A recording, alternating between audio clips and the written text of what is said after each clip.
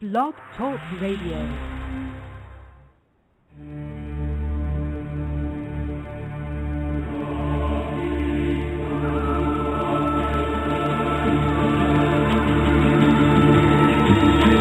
Conspiracy theory, we don't lie. Hey, hold up, I think it's every Thursday night, right? Truth and conspiracy theory, who's on the set? We got B-Mo, B from Vegas, Incense. Truth and conspiracy theory, controversial, no script, this is live radio, no rehearsal, B-Mo. Holla at me, baby, B from Vegas, on the air with Incense. The host will take us on a journey like no other. The truth will tell, take a trip in your mind, unlock the cell.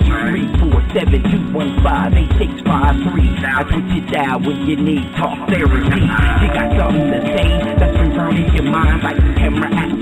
The truth will find. Go ahead and call the show. You ready for it? Ready for it? You got the world just radio. You can't ignore it. You know the reason why this life. What's the next hype? Tune in every Thursday to see what life is like. Get down in, let yourself go. Engage in conversation, baby. Let the talk flow. Cause what? Truth and conspiracy theory, we don't lie. Go ahead and call in, open up your mind. Truth and conspiracy theory, we don't lie. Go ahead and call in, open up your mind. Truth and conspiracy theory, we don't lie. Go ahead and call in, open up your mind. Truth and conspiracy theory, we don't lie. Go ahead and call in, open up your mind. Truth and conspiracy theory.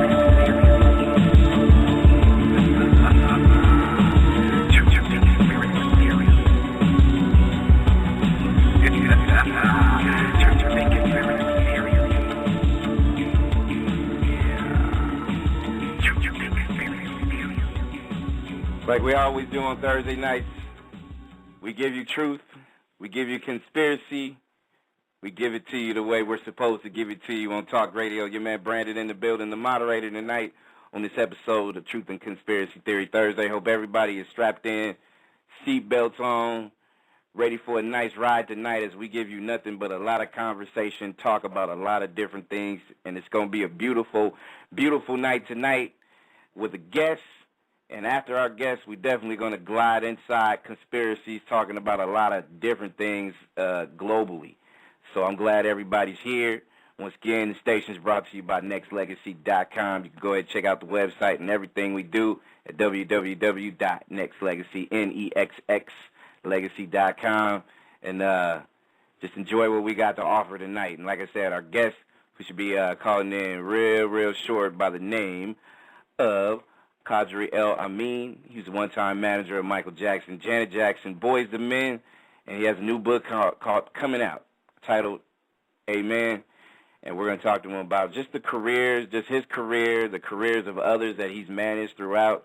We're going to talk about the music industry in itself, and we're going to dive deep into it because I feel like if anybody is a music head like I am and like the station is, then we're going to dive into some real serious conversations because like you and me, we both know that it has drastically changed over the last 20 plus years. So we're going to dive deep into the whys and the whats and the hows and things like that as well. And I want to take time to send a shout out to the host, Mr. Incense, V from Vegas. And also we got the next host in the building, Mr. B-Mo. He's live and direct as well. B-Mo, salute, brother. What's good? Nothing much, man. How is it tonight? How is it? Man, how is it? You mean how it is? That's great. You know, it is great. It is great. Man, we just waiting for our guests to call in, man, and how's everything in your neck of the woods, bro? You good? Hey, man, it's pretty good in Atlanta. We got some rocky weather for the past half an hour, but it's pretty smooth, man, and I'm over here dealing with my newborn and enjoying being a father, and tonight's gonna be a good show. We got a lot of good things to talk about. Can't wait. Absolutely. And did I hear that right? Did you say newborn? Yeah, man. Did I miss a memo or something like that? Did I miss something? Yeah, did I miss something? Yeah, man, you did. Yeah, I was on the radar, but I had a little girl on the 8th. Are you serious? I'm dead serious. Oh my God! Congratulations, bro. Congrats. Thank you. You know, I'm always like, you know, not necessarily stalking your page, but I have not seen you. No, you know, I need to pay more attention. That's what I need to do. That's for damn sure. I need to pay attention.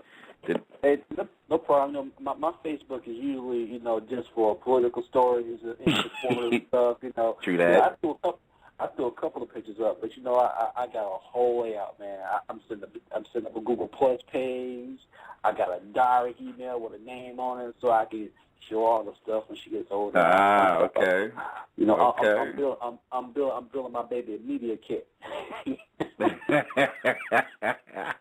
Wait. You mean to tell me you're gonna give your newborn a press kit already? You gonna give her one of those? You give her a nice ill press.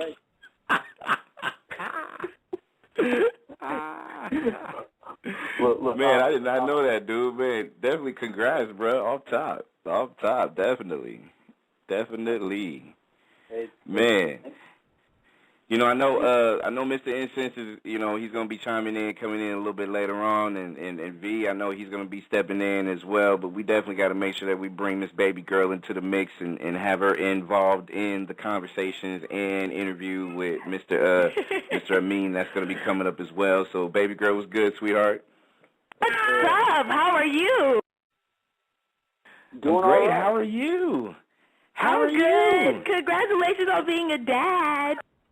Thank you. You're just so bubbly. I like it. I know. Hi, how are you? Don't give me too much. How are you? Hey, you know what? We know you're in the house when we feel that energy. I'm telling you what, I'm pretty sure. You know, Brandon can say it just like I said, man. The whole, you know, I get a grip from ear to ear listening to you talk. You bring so much to the table. Okay, so like when she has her press conference, can we be the first to interview her? Oh yeah. Straight up. You can hear a lot of cool and cars. That's it, cool, car. You know, if you don't mind those being answers to the questions, go ahead. I'm down for it. All right. Yeah, it's gonna be a nice night tonight. We're definitely gonna we're definitely got a ton of topics on deck, and I'm looking forward to it. Still waiting on our guests to call in, but just to kind of give everybody just a little heads up on the person that we're interviewing. Of course, you know, Qadri El Amin is real active in the business of music and entertainment. Real hands-on as far as some of the real the real things that went on between Boys and Men. He was instrumental in that One Sweet Day collaboration with Mariah Carey and Boys and Men that of course broke tons of records.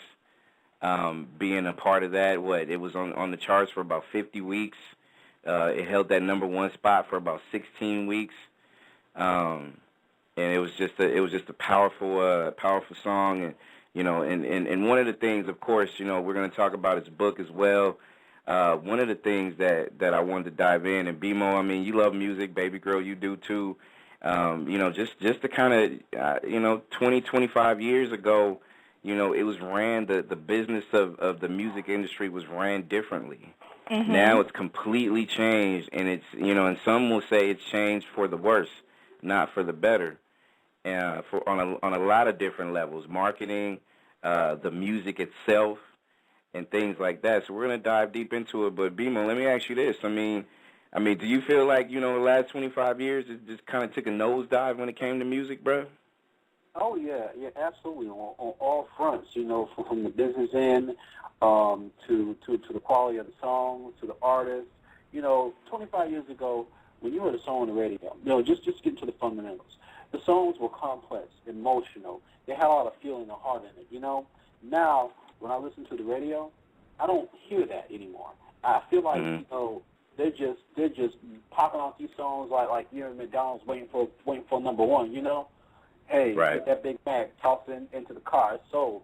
And I feel like it's just more that it's like a product rather than an actual work of art, you know, if you feel what I'm saying. You know, and I feel like a lot of artists are manufactured rather than developed. And that's my conspiracy on it. I think it's more of a business than it is a work of art. I think the business end of it has degraded a lot. Then you have the our new generation where we have independent music, iTunes, all this kind of stuff like that, which I kind of believe that may be good for people. It's a outlet to express your ideas, and it gives people access to the industry. But I think it's degraded a lot. I agree. I mean, on the sense that, and I was saying this when last night when we interviewed Larry Dunn of Earth, Wind, and Fire. We were talking about, I was telling him, man, the internet could be a blessing and a curse in a sense where it's just, it makes people not really go put in the work that they used to do as far as getting their product out to the world. Now it's so easy to do with one click of a button.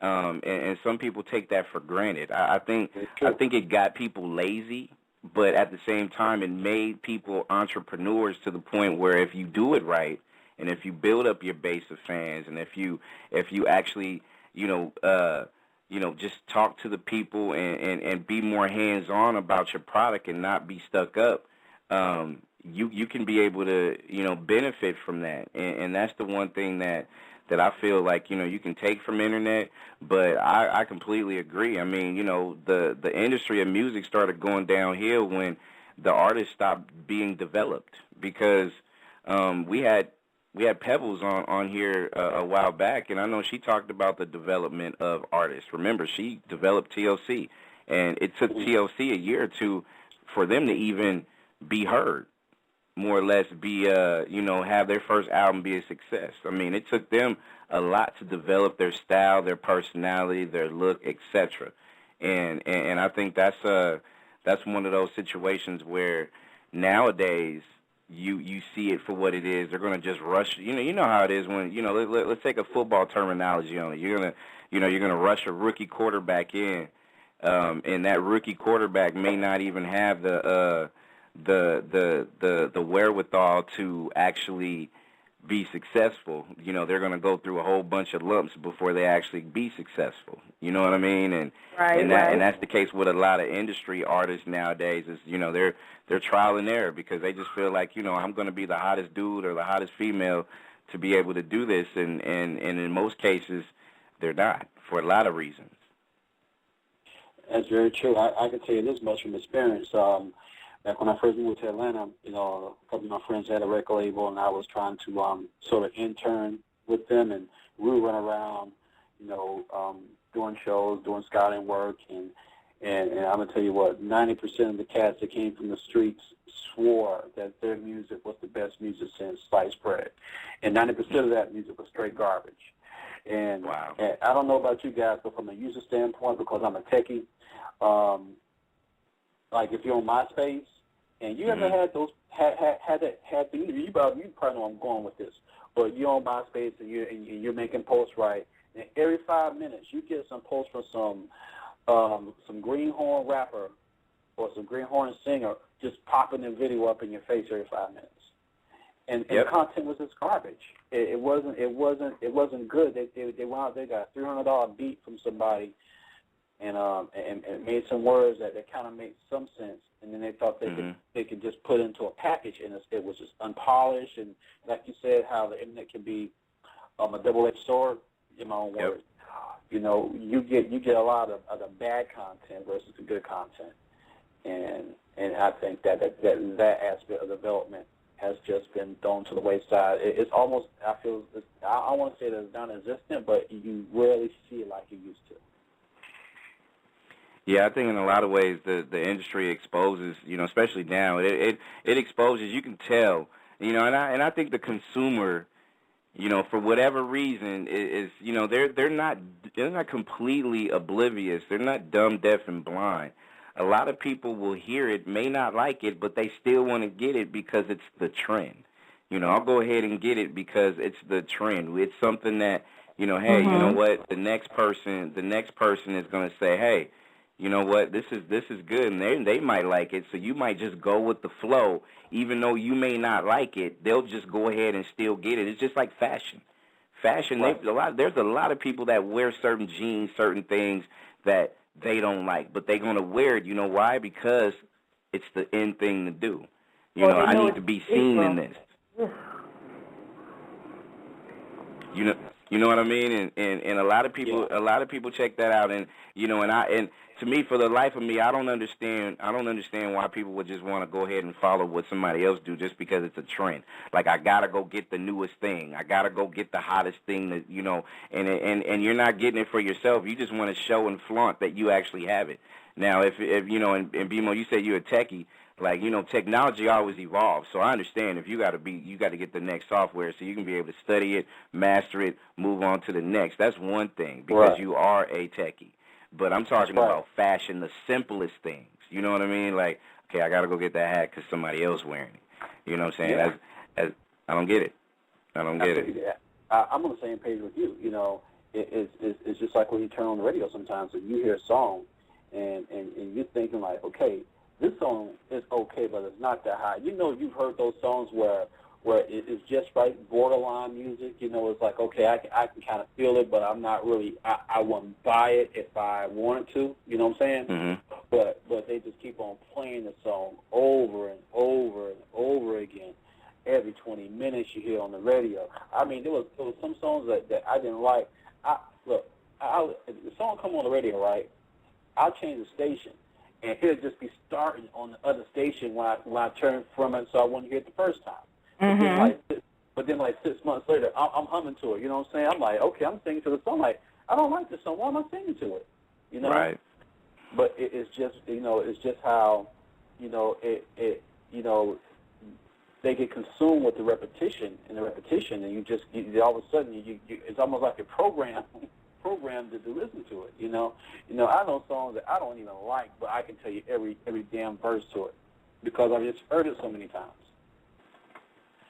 Do you? I mean, you brought it up. Program. Do you feel like it's the stuff that they putting out? It programs you in the brain. Like you said, sometimes you sing or you hum stuff and you can't help but do it, but you do it. It's in you. You know what I mean? And a lot of music, and especially nowadays, you kind of get to the point where, you know, okay, well, I hear this so many times, and the radio, and the mainstream radio does that so much now, where they'll just go ahead and play certain songs. You'll hear the same song 3 times in an hour, or you'll hear the same artist at some point in time, and you're just like, okay, I got this in my head, I can't get rid of it. Is that what the industry wants us to do, to just be so to the point where you can't? They push it to you, they feed you all this shit, but at the same time, it's like, okay, they just want you to keep tasting it every single time. It's just like you can't escape it, right? No matter what you do. Right, and I think as part of their marketing strategy, even if you don't buy the music, what they're doing is they're pushing the brand, they're pushing that icon, that image, that artist.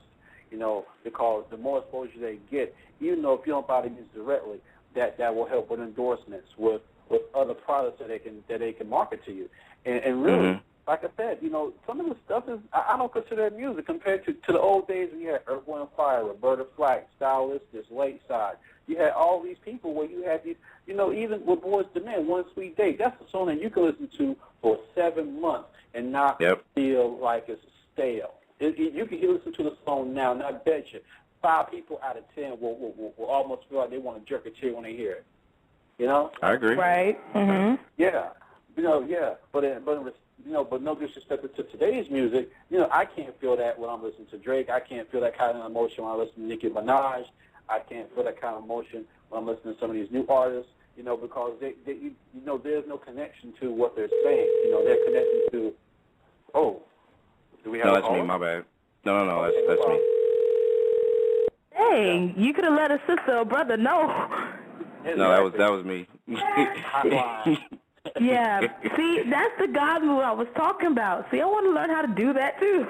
No. I was just making sure that I try to contact the host, the guests that we have on the night. But I'll just put them in the screen room. My bad for that call. So no, but you on point, BMO. I mean, it's now it's just, you know, the guy once we get him in, he was instrumental in help executive produce and hold down a whole bunch of soundtracks, and that's the same thing. It's like, y'all remember how movies, when you had movies, the movies had so many soundtracks, the songs and soundtracks that you remembered and that you had, and you know, now it's just, you know, you don't see that no more, and we're just trying to figure out why. You know what I mean?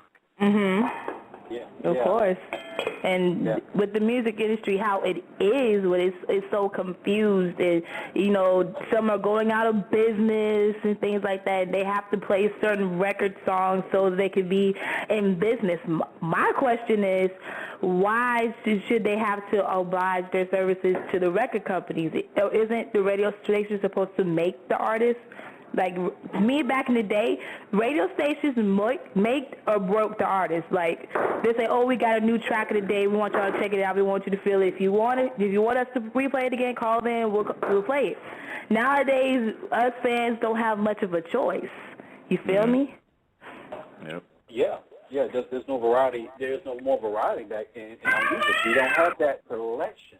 You know, you don't have those dynamic groups that you would hear and you would just be like, wow. You know, there's no wow factor in it. I mean, it's like every artist comes out with the same format, with cars, girls, clothes, trips, and haters. I mean, really. Basically. That's like the foundation of 90% of all the hip hop music out there. You know, minus the Commons, you know, and Quali, and stuff like that, you know, and really, it's not bad music. It's just too redundant. It's just too much of it. It's not enough soul into our music. You know what I'm saying? And it just waters down and takes away from the value of what we are as a people.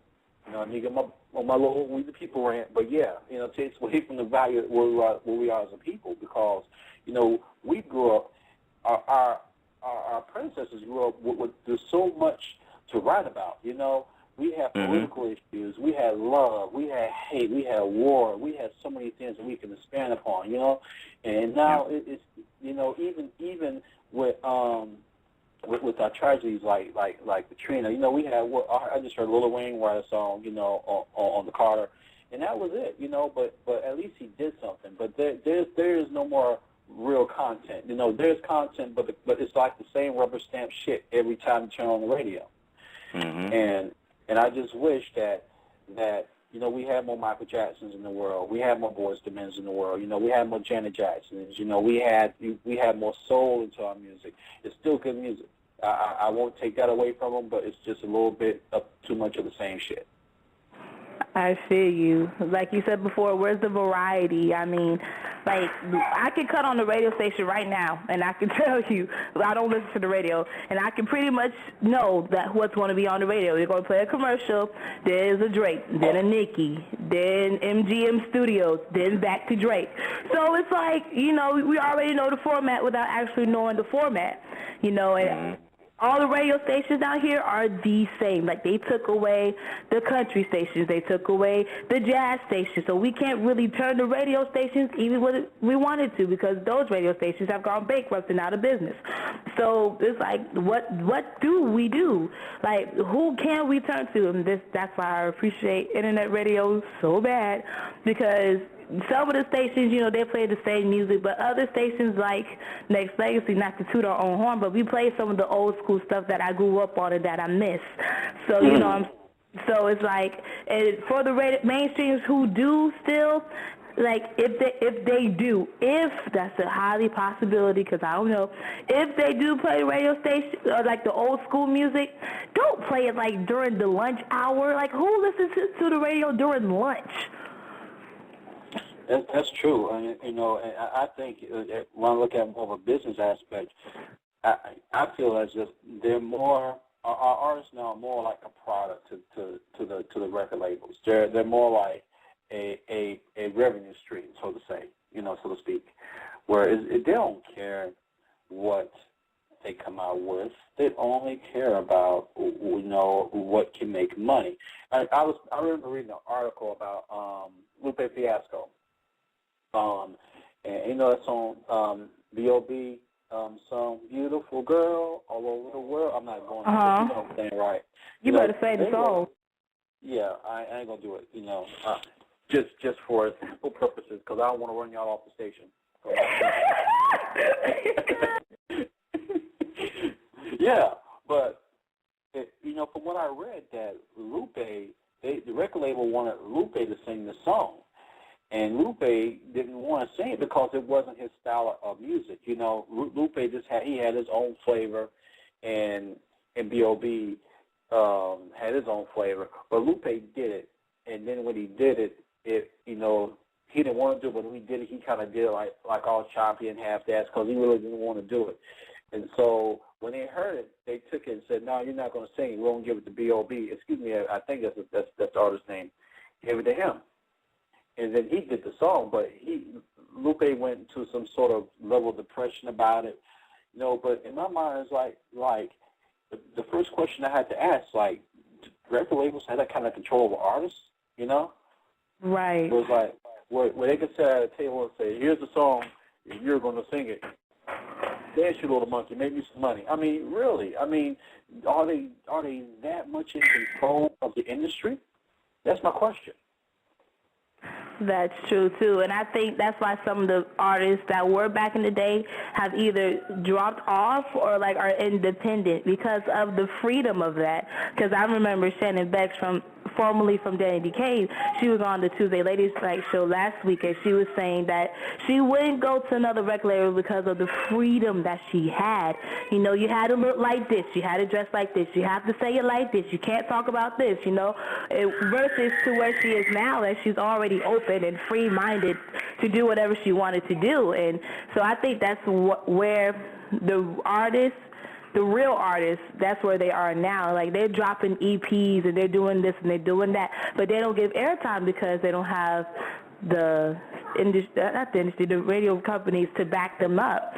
And me personally, the radio industry needs to back the people who are dropping EPs and who are gaining more fans than the artists that are now, because they're not making the record sales that they were at the beginning. Case in point, Nicki Minaj, her Pink Friday Reload didn't do so good this time around like her first album did. You know what I'm saying? So it's like it didn't reach what they thought it was and everything, whoop-de-whoop, and she had a quote-unquote breakdown because it wasn't where she wanted it to be. And if she had a breakdown because her one album wasn't where it was, imagine all the people who were in the industry beforehand that was before her, and they can't even get airtime because she's taking all of it. That's very true. That's very true. That brings to the point because there's a web show. I sometimes look at Russia Today on YouTube because they do profile a lot of American artists, and they profile Immortal Technique I think it was like last year. And I have a quote from a show we did probably last year, but what he said, I had to write this down because he just kind of hit home with this. And when they asked him, why don't you sign any record labels that many would consider a very lucrative opportunity, he responded, a record label is a loan with horrible interest rates where you don't even get to keep the property, you don't get to keep your masters or your publishing. The majority of the time it's snatched out of your hands. You deliver a product of 25 songs, they think about 12 or 14 of them, and they decide to create a marketing image around who you are, and I think that is disingenuous. Now, that's a quote from him.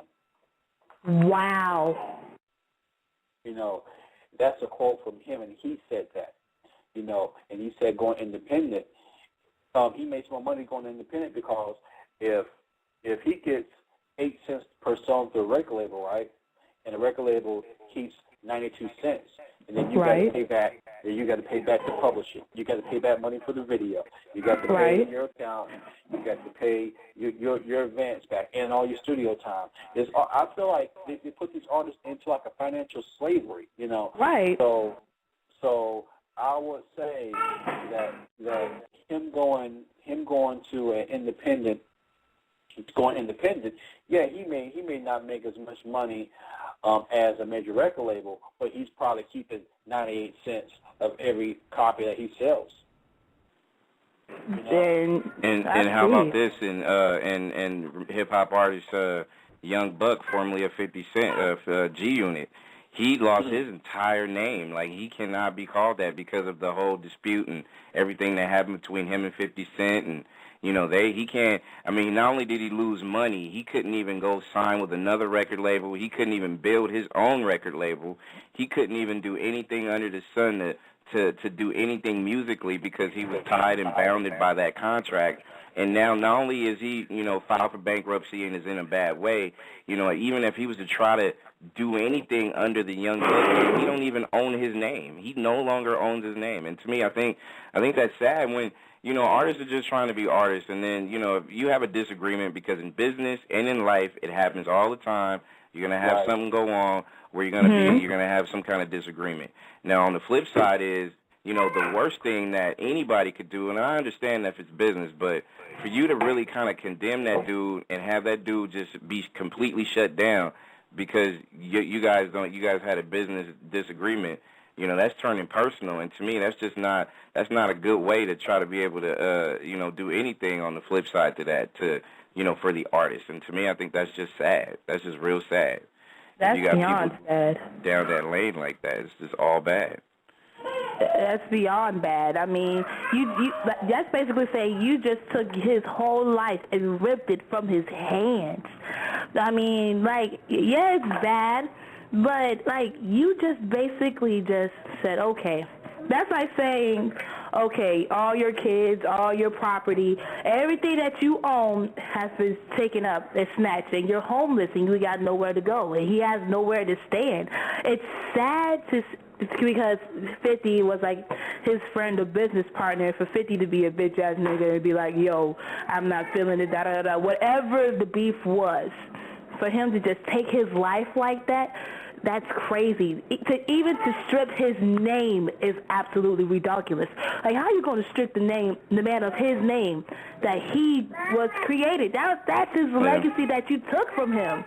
How can you justify that? How are you happy about that? A lot of people can't justify it, but you know how business people are. They, especially if your name is your name, then the beating of the chest and being macho and saying, hey, you know what, I own it, I own you. And a lot of people, and BMO, back me up on this too, if you agree, that there's a lot of people that look at the industry now, real good singers, pure singers, MCs. And of all genres of this music globe, they get turned off by the industry, and a lot of people will, they will call their God-given talent, call it quits, because they don't want to be caught up in this, no matter what's going on. They want to be heard, they want to be heard on a scale a little bit bigger, and of course you got to go through the steps. You got to take the small ones to get to the big ones. But there's a lot of people that will, and I can't wait till Cosby comes on, because I want to ask him that same deal. There's a lot of young talent that's quitting because of the way that this industry is. I fully agree. Case in point, I was reading through Cosby's bio earlier, and I saw that he did some work with Teddy Riley and Blackstreet. Mm-hmm. Levi Little on Blackstreet, his daughter is a relative of mine. She's my first cousin, which means her grandmother and my mom are sisters. Wow. And she, how should I put it, has a very disdain for the business of music. So she was like, it's a headache, and based on the experiences our father probably went through, which I don't know a lot about, but I bet he had his own fair share of hurdles. But, she just wants to sing straight gospel music. If I can't get it out there the way I want to, I'll give it to the Lord. Mm-hmm. And she has very good talent. But to see how some people, I fully agree that, if people don't feel like it's a genuine venue, they just say, why bother? If the role is too bad to take, they're not going to take it. Right. Yeah. So what can they do? and it's not, and really, you know, the way that our marketing model is now, you know, unless you fit a certain shape, a certain look, a certain role, you don't have to sing great.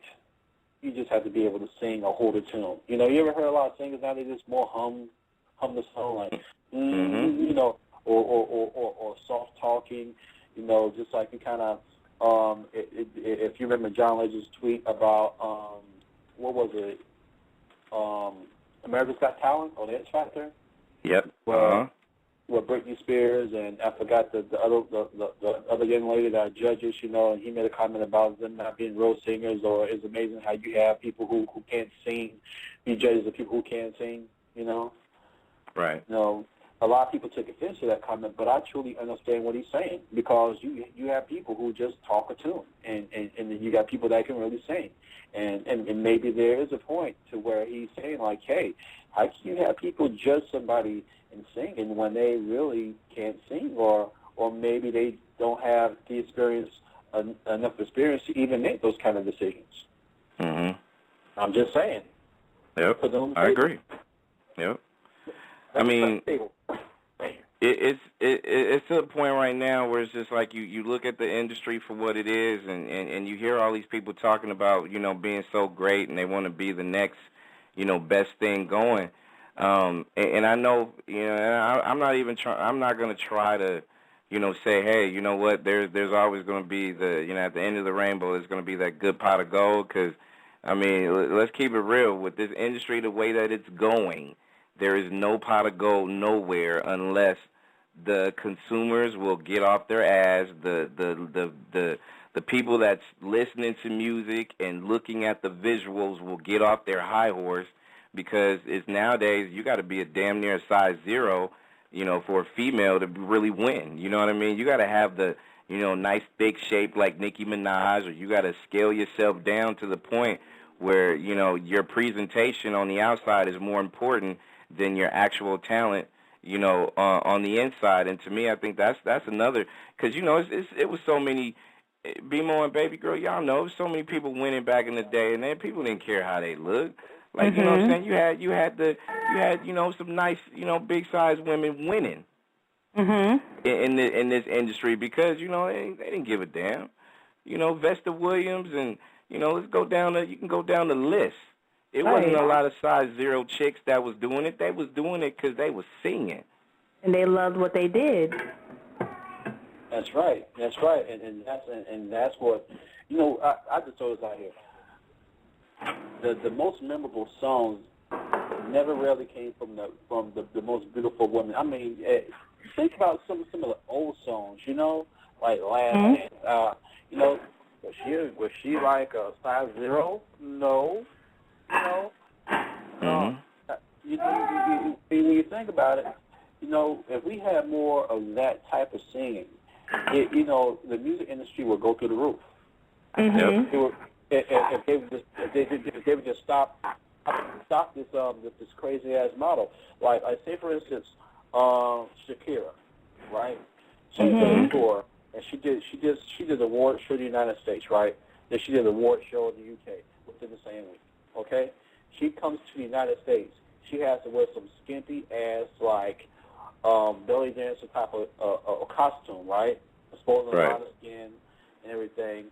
And then she goes to the UK and she does an award show at the UK less than a week. Now I'm watching the award show in the UK because I got BBC, right?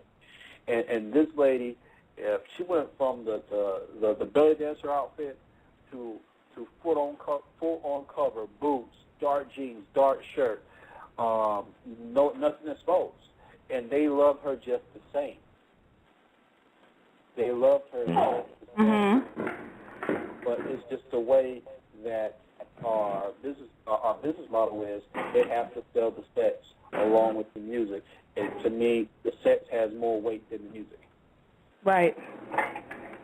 But why? Yeah, and that's one of the things that's killing this industry right now is, you know, people's outer perception of an artist before they even, you know, they don't pay attention to, you know, and it's, you know, and let's blame the media, let's blame the fans.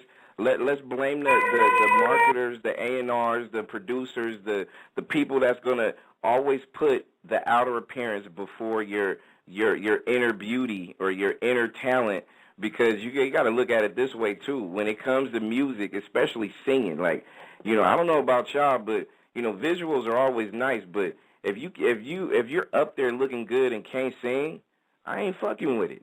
I'm not. I'm just not. I'm gonna lose interest. I'm gonna lose interest real quick because it's not a good look. It's not one of those things that I want to be a part of. I mean, I want to get to the point where it's just like, if I'm hearing some music, I want to close my eyes and I want to feel what you're talking about, what you're singing about. You know what I'm saying? I don't want to just look at you, because if I look at you and you ain't got no talent, get out of here with that. Exactly, and I feel you where you're coming from. Case in point, Tina Marie. Ain't nobody know that she was a white girl that can blow like that. But, when they saw the video, they were like, are you serious? Because when I first heard her, I was like, oh, this sister better sing the song. Because, she sung it with so much passion and so much soul. Like, you felt where she was coming from. And, every song that is a hit and every song that she put out, she tells a story. And I think that's one of the things that is missing is the storytelling. It's not always about, how much kush you have or how many women you have. It's the story behind the song. And to me, I don't listen to the beat. I listen to the words. That's why I don't listen to the radio. I don't care if you got spaceships that can reach the sky. I want to know if you fell in love and he broke your heart, how are you coping with that? You know what I'm saying? And me as a singer, that's why I haven't put out as much as I want to put out, because I have so much to tell and I just can't put it into words because I can go off topic really quick. But, I think that's what's missing is the story. People don't care about how many cars that you can afford. They want to know the story. And that's that's so missing. It's not all about the sex to me. It's about the story. That's true. Like how many ways can you talk about your penis? I mean, it's just there, and really, you don't have a lot to spend upon that. Come on, But I can tell you this much: if you compare a song sung by Tina Marie, that particular song with Rick James, 50 years from now, that song will still be a classic and it will still be remembered, right? Exactly. Yep. Tell me any song that within the past 3 years that you can say that will even have that type of longevity. You can't. You're right, because I can't think not one. Not one. Not one. You compare all the major artists, and then again, these are great artists. I have no, me personally, I think they're great artists, and I think the music is good, but I just don't think the music is on the level of that from the artists that 10 years ago, 15 years ago, and then they don't have that power, Right. And go ahead. Oh, I was about to say, and another thing is what the music shows nowadays, they don't portray that either, because TRL's gone, 106 in Park's about to be gone. What music show is out there that you know of, that's bringing in old classic hits, and not just for the kids. I mean, for us grown folks, too, because we don't always want to listen to Trey songs. We don't always want to listen to whoever's singing Chris Brown, Rihanna. We don't want to listen to that. We want some Teddy Pendergrass, Earth, Wind, and Fire, Boyz II Men, New Edition. Where's all that at? That's what I want to know, because, something big came to Tampa. Okay, New Edition came to Tampa. We ain't know nothing about it until we looked on their website, or it was blasted a week before the concert. I mean, where's the broadcast in that? Because in national broadcast, if New Edition was coming to your town, they have a commercial, and they'll blast all the tour dates on that commercial. It's what Brandon B. Mo said. It's all about the outer look. I mean, we don't even know what's happening within our community if it's not the major artists. And I think that's where I always feel like when it comes to music, you should always have alternatives. You know what I'm saying? To me, I think we're being force-fed the same brand of flakes. No disrespect to those people out there doing music, but goddamn. they're feeding us all this shit, and they're not giving us no alternative. And I think, if anything, like, to me, I don't care what the people that I really don't care for as far as musically. Hey, much success for you. I'm not knocking what you do at all, at all. Right. I'm just looking for an alternative. Give me something different than what you're giving me right now. Like, same thing with radio.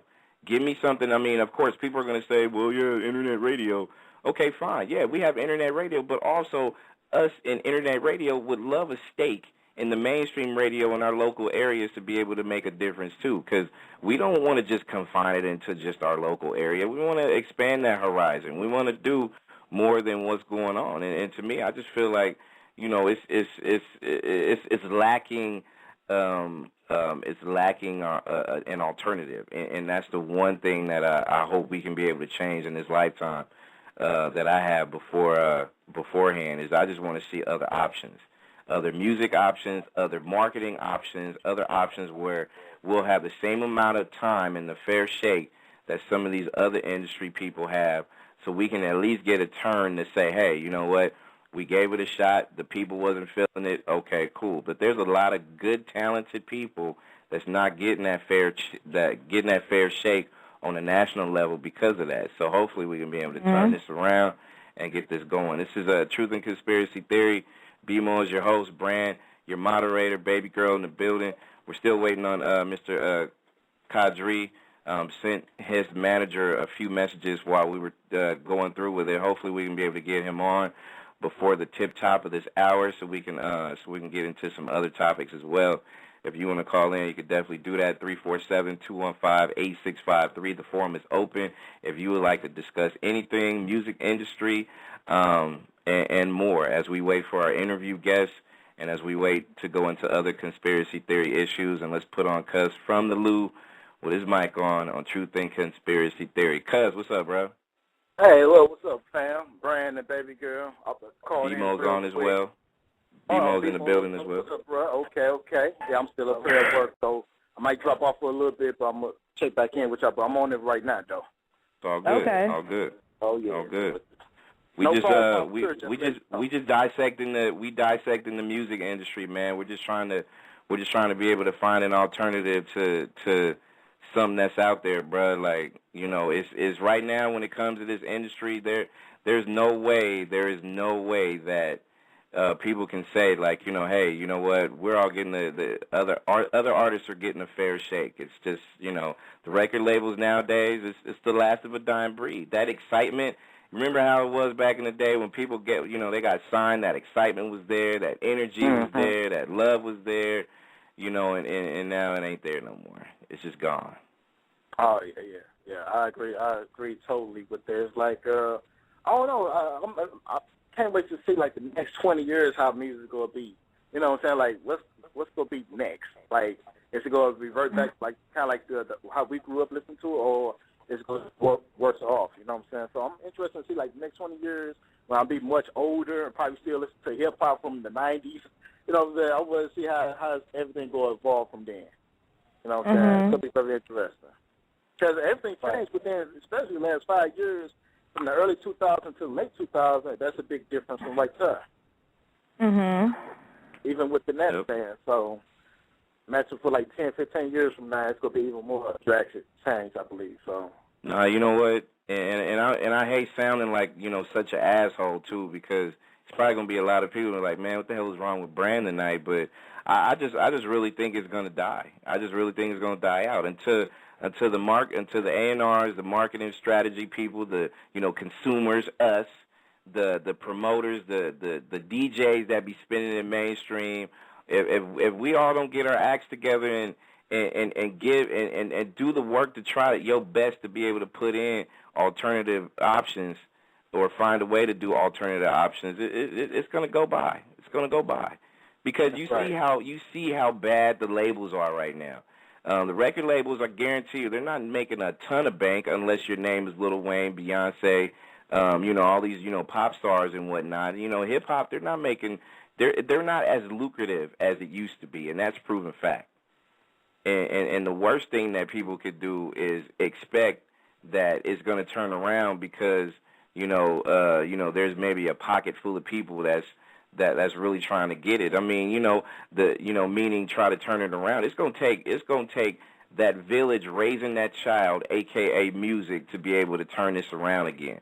Because right now it's gone by the wayside. I mean, right now, not just the struggling artists, but the people out there that really, if people out there really believe, like, hey, yeah, I'm gonna get signed and I'm gonna make millions and millions and millions. Good luck, because like the NFL and the NBA, you got to be lucky as fuck in order for you to make it to that next tier. You know what I mean? So, it ain't too many super duper stars out there.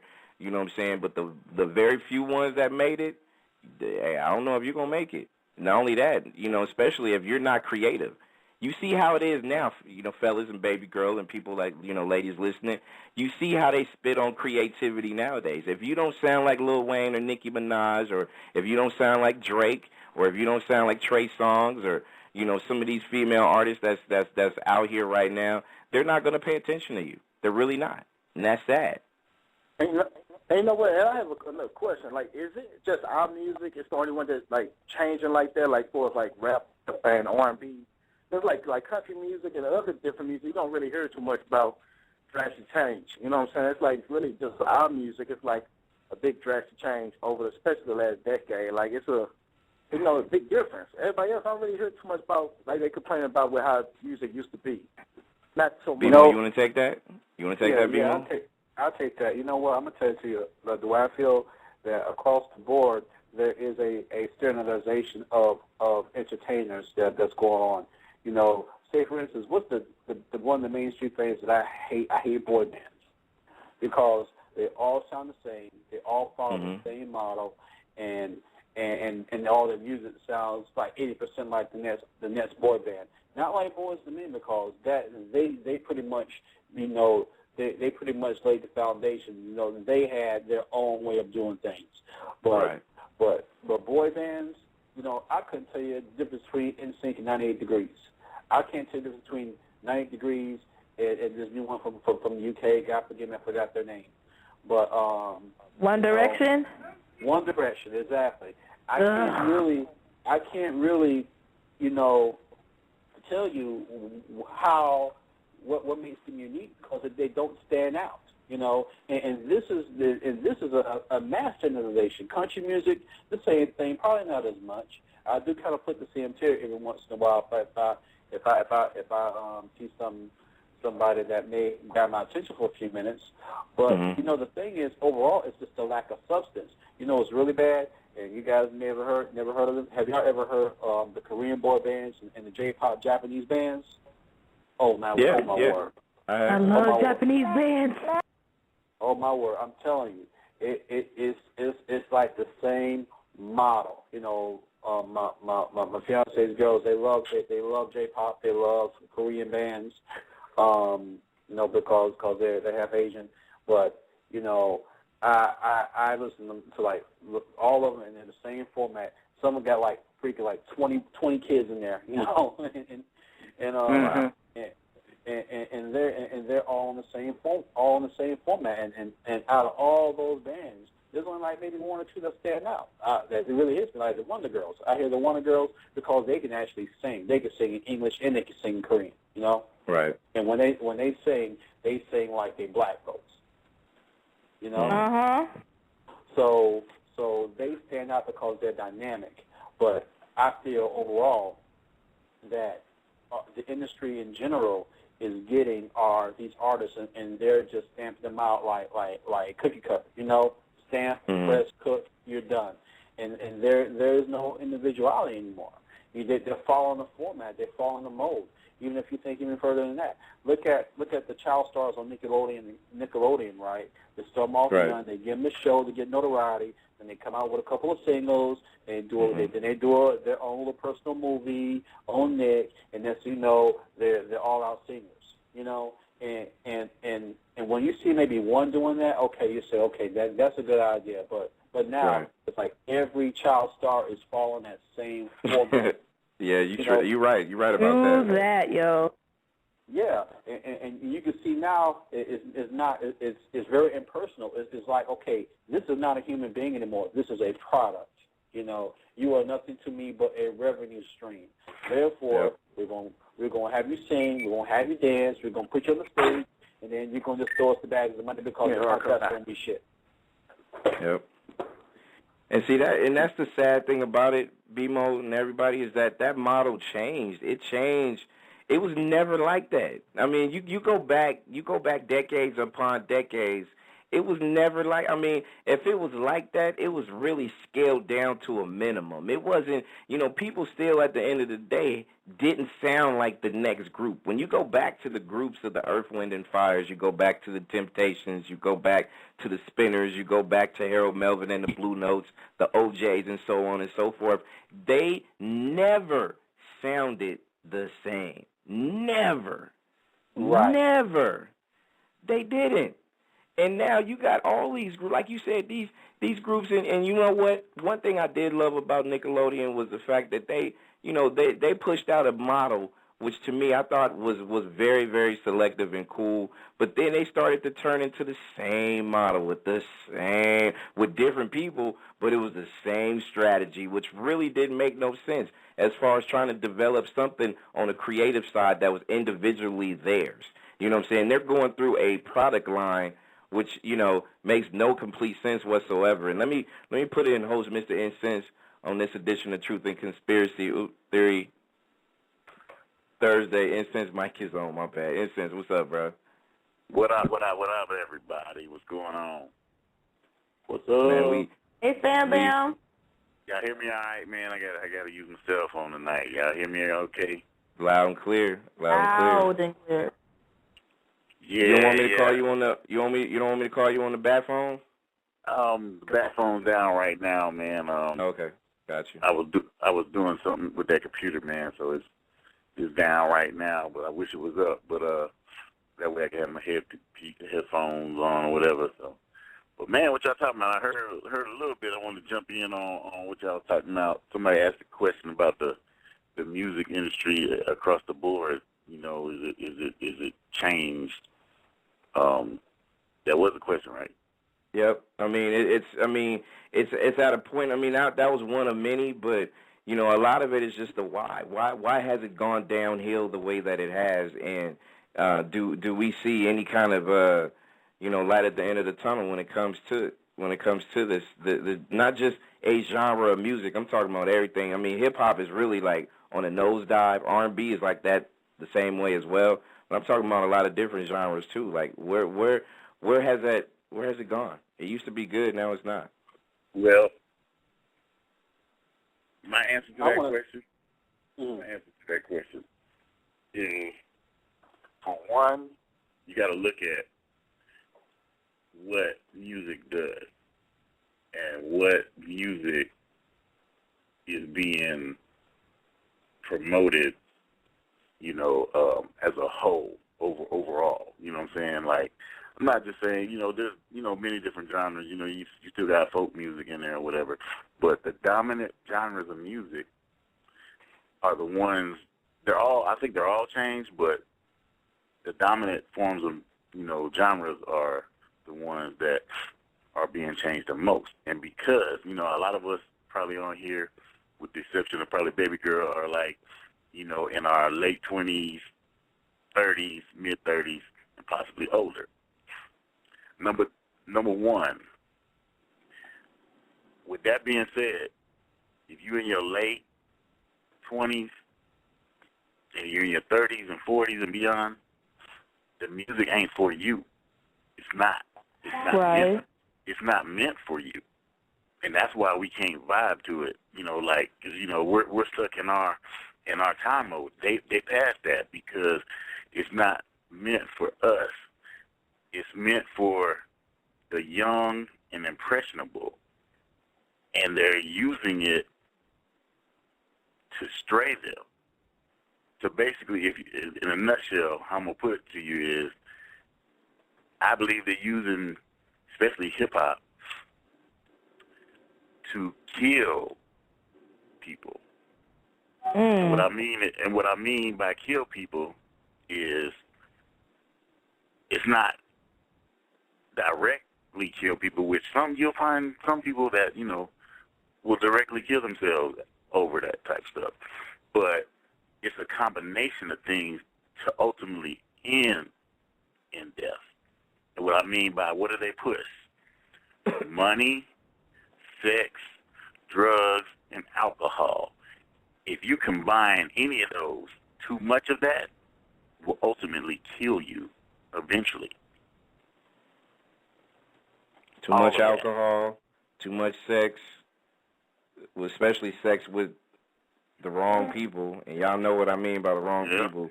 Disease, and more disease. Right. Drugs. With drugs, you can get what? Disease, lose your damn mind. You know what I'm saying? Get some bad shit. You know. And then another thing, even if it doesn't kill you at first, drugs, alcohol, it messes with your mind. You might wind up getting locked up, lose your life like that. You get stuck in the system, which is the ultimate death. You get stuck in the system. My thing is, and I'm not gonna completely be like, nah, in a sense, you talking out of line with this, and I'm not even gonna say that because for the most part, I'm really on the side of truth right now. I'm feeling what you're saying, but why has music got to that point where it's just like they want to use that as a massive weapon against us instead of it being used for what it was back in the day? Right. Like, that's the thing I don't never understand. Like, you know, and I remember it, you know, growing up, and I'm pretty sure there's a lot of people that I talked to that was older, grandparents, stuff like that or whatever, and I know they used to tell me, like, music is supposed to be that calmness that, you know, no matter what's going on in your life, you had music, you know, that's going to help you get through. Be it if it's through a breakup, be it if it's through, you know, one of the best marriages you can possibly have memory-wise, like, or anything. And now it just don't seem right, man. And why is it to that point, in a sense, since you threw it out there? Because music is power now, and your grandparents and your parents are right. Especially positive music is used. Music, period, is used to influence you because it touches that emotional, you know, that emotion from within. You know, music has that emotional touch, you know, to everybody. You know what I'm saying? Whether it be happy music, sad music, you know, fight music, kill yourself type music. I mean, rah, whatever. It's got an emotion. They can tap into any emotion. And, you know, we talked about here on one of them shows, I think it was when we had the hip-hop panel label or whatever, and we talked about how, you know, certain engineers and producers or whatever are taught to hit certain decibels and certain frequencies that touch your emotion. They do it purposely. You know what I'm saying? So it can control you. Music can control you, negative, positive, whatever. Just like we say, you hear that same song over and over and over again. You hated that song when you first heard it, but you keep hearing it, and it's engraved in your head. That is a form of control. They saturate the same music over and over and over again. The people that are, you know, are not strong, you know, willed, you know what I'm saying, they may fall to that type stuff. You know, and that's all it takes. Like, hey, you know, everybody ain't strong-willed. They're hoping there's a bunch of people that's not. My thing is, there's evil people in the industry, enough evil people in the industry that are pushing music, and I know for personal experiences, there are people that are pushing sex, money, and drugs purposely.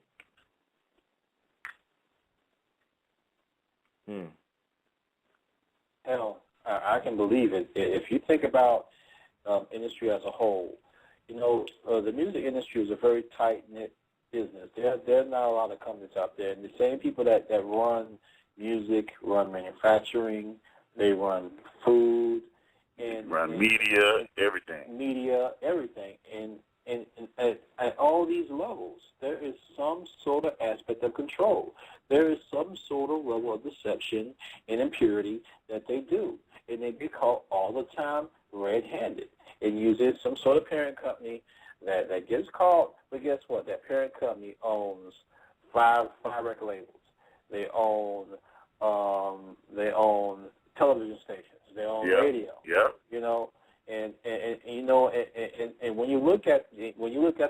tree of authority, right? You know, it's always the same man on the top.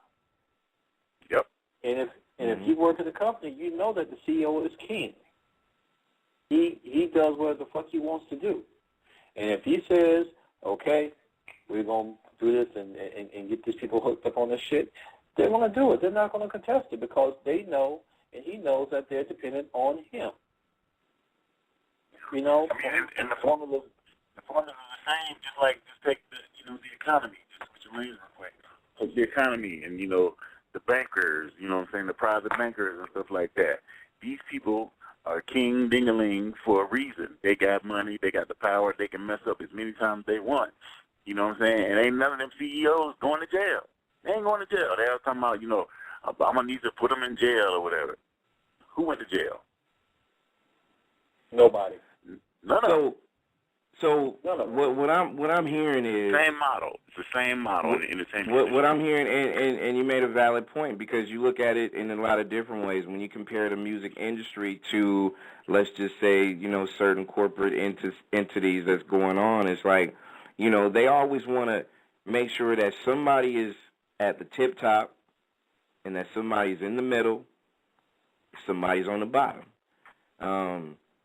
I kind of think that's the same thing that's going on with the music industry today. It's like right now, the big wigs, who's ever holding down they labels, the Atlantic Records and all that stuff or whatever, they know what kind of model they're dealing with, and they know when it's all said and done, even though they're going to have these people that sign to their label, and we all know how it is in this business. You sign to a label, that means they got you. That means if they go send a car out for you, you're going to have to wind up paying for that taxi service somewhere along the line. Same way about studio equipment. Same thing about features as far as on an album that you got. Something along the line you're going to wind up owing, which brings me to the conclusion, why is it that so many people want to take on that responsibility when they get signed? When they get signed, that's supposed to be the happiest thing on the planet, but I don't believe that shit no more for the simple fact of what I just said. And then you're going to wind up owing, and then you're going to wind up being left out like Young Buck, who doesn't even own his name no more. You know what I mean? And you're done. That's the thing, dude. That's the thing. This is the big misconception. Once again, the media has controlled us and conditioned us to think, yeah, these dudes is making millions and millions of dollars. You know what I'm saying? They pay because they're all over TV. Little do you know, very few of them are making that amount of money. It's a facade. They want you to believe that. So that's why these people that sign those horrible contracts up there, like, oh, it's not going to happen to me because, so-and-so. Nah, it's cool. You know what I'm saying? Nah, it's not. No, it's not. They got you. They're like, oh, yeah, well, I'll worry about that later. Come on, man. Back in the day, I know them videos used to cost $100,000-something to make. Mm-hmm. Now you can make the same type of video for $5,000 to $10,000. That's true. You know? Right. That's true, too. And here's the funny thing, and this is one thing that I mentioned earlier that really pisses me off about how most of these contracts work. All right, you got your song, right, or your album. You get 5 points, maybe 8 cents on the dollar, right? Mm-hmm. They give you money for the video. They give you money for production. Now, you only making 8 cents on the dollar. You only get 8% out of the whole album that you're selling, right? But out of your 8%, you have to buy or pay them back for everything that you spent to produce it. You're producing a product. You are creating a product, okay? Out of that product, you own 8% of that product. And then you have to pay the record company back the expenses out of your 8% while it's sitting on fucking 92% of everything that you work for. And let them hire, and then if they let them hire your producers, they got kickbacks, you know what I'm saying? They gonna hire their producers, you know what I'm saying, that, cost $100,000 a track, you know what I'm saying? Come on now. Yeah, like what's it was an L.A. Reid, but if you've seen Left Out's documentary, Dallas Austin wanted fucking $4 million for a track. And when TLC was together, and they told him no. And they ended up going through this big-ass legal dispute because they wanted to do the track somewhere else or whatever, but, you know, or they did the song and Dallas wanted his $4 million or whatever it was, and they wouldn't pay him because who was going to pay $4 million for the track? They said after everything is said and done, they only take home $300,000. Yeah. Yeah. The biggest selling female band of their time, of their generation, and they only walk out with $300,000, and that's before you pay your taxes and your accountants. What kind of sense does that make? But see, my thing is, why does so many of these artists fall for this dream? Is it more they dream of making money, or is it more their dream of actually wanting to be famous in other people's eyes? I think it's both. But like we said, just because, you know, many people don't study. You know what I'm saying? They may not study their subjects in school, you know what I'm saying? So they got people in the music industry that they're not studying, you know what I'm saying? So they just like, oh yeah, you know, one of my partners, man, used to have a studio. Actually, a couple of them used to have a studio, and he was like one of the most detailed producers and engineers I've ever met. You know what I'm saying? He had his brochures printed out, everything printed out in fine print. He makes you read before he does any work with you or whatever. Why? I want to say at least 70% of the people that used to come in there off the street, usually young kids, yeah, I'm going to be a rapper. I'm going to be the next rapper, whatever. Yeah, I need some studio time. Get there, you know.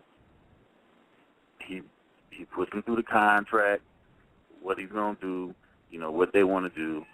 Of course, they're in there, they doing they studio thing, and all of a sudden, hey man, I don't have that much money. You know what I'm saying? Mm-hmm. But everything was written out for you. You didn't read. Well, you know, man, I'm just trying to make this album. I'm just trying to make this record. And that's what a lot of people do. It's like they ignore it. They don't care. You know? So I'm thinking these people, these artists, these people that know the game, that's been a part of the game, that knows the system. There's been so many people, and you've heard it, from the TLCs filing bankruptcies to the Tony Braxtons, and it's been plenty of other artists that wound up not making as much as they should have. They're still going through the motions, and they still want to sell their soul in order to make a record to get it out. Like, to me, it's like you dealing with an industry where you know you're not going to get paid. You know, you might get, I mean, you know, you got to be damn near making $10 million to get $2 million, right? Mm-hmm. Yeah. Right? I mean, you know, I mean, that sounds kind of far out there, but, I mean, that's damn near true. You're right. I mean, like I said, some of them get so sucked in, and then another thing is pressure of your peers and your fans. Is like, okay, I'm TLC. You know, I've been blown up by the major record labels, but now I ain't got no money. But all the people think I got some money. Pressure. You know, I mean, that's just like when I got in the military, and I'm sure BMO can attest to this, dude. I went to the Air Force. You know, you come home from basic training, boot camp, all that, blase. You come back, man, you flying planes. Every trick's on you. You buy, you doing it big. You know what I'm saying? I'm a one striper at most. You know what I'm saying? One striper. We ain't making no money. But to everybody else, oh man, you doing it big. You got it. You got it like that. So imagine somebody that's been exposed to millions of fans all over the TV, radio station, everything. Imagine what they think. The average person that ain't heard the story about TLC, or they really don't believe what they're seeing or whatever. They're like, oh, they got some money. They still got some money. So they feel like they have to live up to those expectations, whether they got money or not. So now they get dug in a hole, and they trying to dig themselves out of a hole, trying to do different things, appearances, you know, really selling their soul to do, you know, for money. Basically, they got them. They got them contract. They got them. And people look at it, they look at it like, you know, they hear the stories and they look at it like, you know, oh yeah, you got a soul and you're actually selling it. You're literally, you know, giving it to the devil. No, it's not even that complex. It's simpler than that. You can get got simpler than that. Prime example, I just had a conversation before this show, and we were, it's kind of a little off subject. We were talking about, you know, stuff in the Bible and stuff like that. And I said, just take for instance, Brandon knows 50 people in Oakland that'll take him for face value. What he says, word for word, face value. Mm-hmm. I don't know anybody in Oakland that will take me word for word, face value. So say Brandon wants to spread an agenda about me.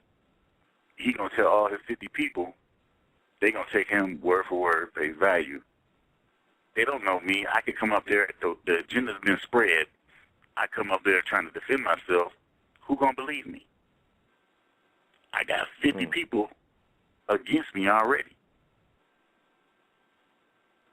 Now, see, and that's how easy something like that works. That's how in the media they want to, you know, spread something, whether it's true or false.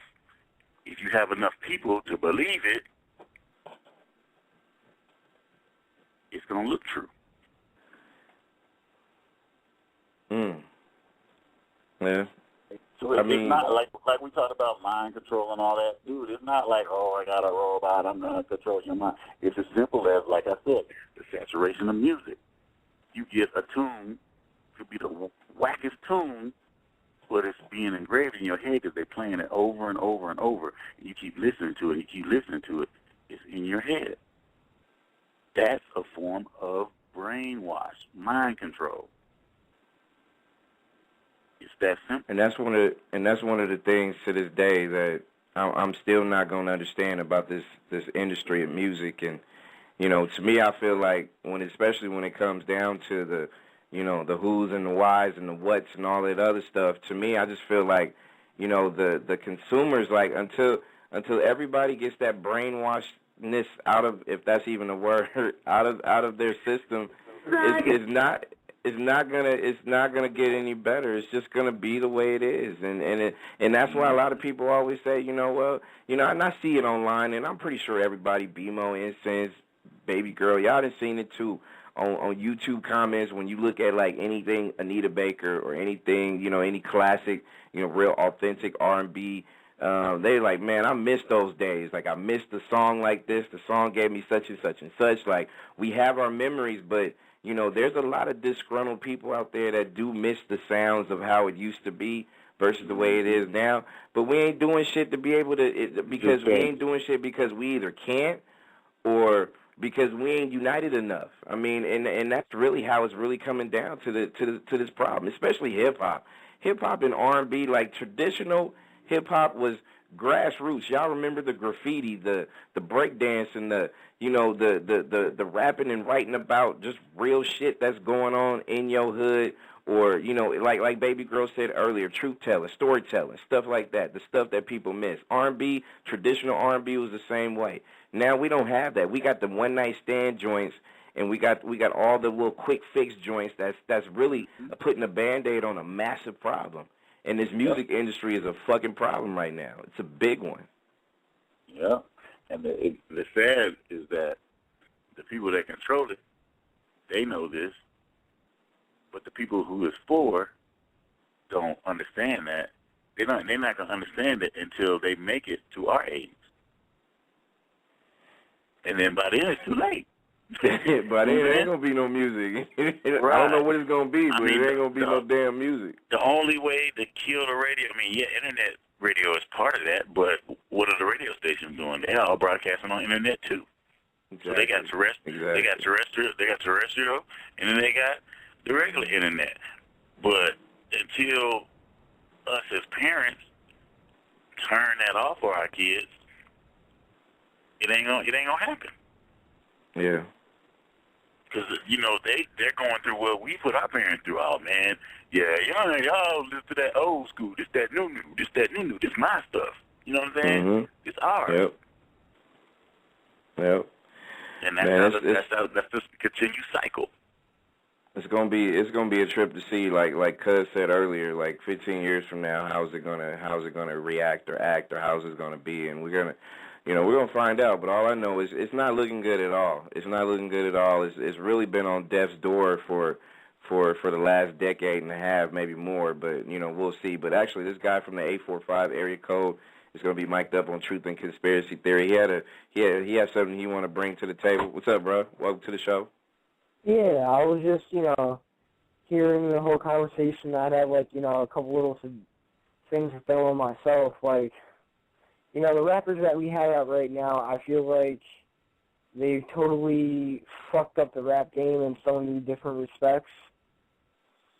For instance, how hip-hop to me and rap, all the songs had a message or they told a story that you could actually visualize in your head as being realistic, you know what I mean? Right. Mm-hmm. And now I feel like all the rap that we have out right now is a bunch of punchlines and dishes, and that's about it. There's nothing else. We're talking about getting money, hoes, and bitches and all that shit. Like, it's totally been fucked up in so many different ways. I mean, for God's sakes, they have Drake, who was on the fucking TV show with Degrassi in a wheelchair. Like, how is he a good rapper? He's from Canada. Like, no offense to Canada, but goddamn, you know what I mean? What's gangster in Canada? Well, how it is, man. These days, it's everywhere, man, because it's just like the music, the games got promoted everywhere, man. They flew the coop. You know what I'm saying? And went everywhere, chasing the money, chasing the drug trade, and of course you got most of the majority of people are followers, and like I said, they're just being tricked basically into, okay, this is what you got to do, that don't make you a man. I mean, I'm just gonna throw some shit in here right now. I rap myself. And I feel like I'm more realistic than half the fucking commercial artists that are out right now that everybody thinks is awesome. And see, you're right. That's what happened to hip-hop rap. That's what happened to hip-hop rap commercialism. Because I know, but I never want to fall into that category. I'm a rapper, and I choose to keep it real and talk about shit that's actually going on in my hood. I'm not talking about getting money, bitches, and hoes. Like, I do talk about getting money and the shit that I have to do to get it, and shit like that. And I talk like real shit. And, you know what I mean? You know what? And the sad thing, let me tell you, dude. What's your name again? Chris. Chris, the sad thing about it is you can come with as much realism as you possibly can in your project, in your project that you're working on, in your everyday life. You know what? People are not going to pay attention. The hollow people are not going to pay attention because they want to see a nice sideshow. That's why they look at reality TV. That's why they listen to certain songs that has a sideshow effect to it. The clown in a car, so to speak. You know what I mean? They're going to listen to that and gravitate to that because they want to see a train wreck before they actually get hit with a dose of realism.